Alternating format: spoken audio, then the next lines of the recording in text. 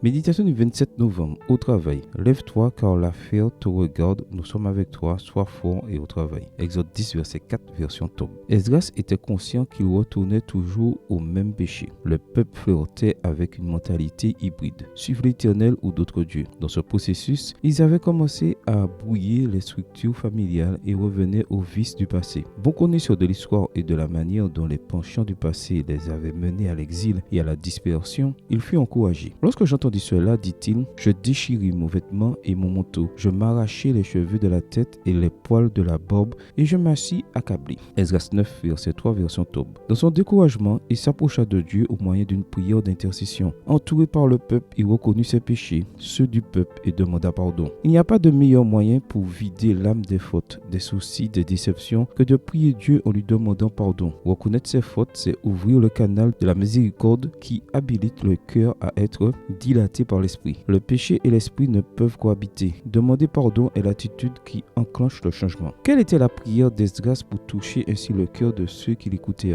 Esdras 10, verset 1 dit, comme Esdras priait et confessait ses péchés, en pleurs et prosterné devant la maison de Dieu, une très nombreuse assemblée d'Israélites, hommes, femmes et enfants, se réunit auprès de lui car le peuple versait d'abondantes larmes. Version Tob. C'est une scène impressionnante. L'aspiration du scribe fut contagieuse. Les hommes comme les femmes et même les enfants comprirent son attitude et se repentirent. Ce fut le début d'une des plus grandes réformes réalisées dans le peuple de Dieu. Un cœur contrit changea le destin d'une nation. Mais l'histoire ne se termine pas là. Un cœur contrit doit être suivi d'un cœur actif, désireux d'action, un grand cœur. Shekania, l'un des leaders du groupe, reconnut sa faute, proposa un plan et encouragea Esdras. On ne peut pas vivre seulement de pleurs, il faut agir. Et en tant que bon chef de groupe, il lui dit, lève-toi car l'affaire te regarde. Nous sommes avec toi, sois fort et au travail. Il lui demanda d'abord de prendre courage. Il n'y aurait plus de raison d'être découragé parce que tous s'étaient repentis. Ensuite, il exhorta à se mettre au travail. Les lèvres devaient cesser de parler et laisser la place aux mains. As-tu commis des erreurs? Demande pardon à Dieu et repens-toi. Ensuite, cesse de culpabiliser et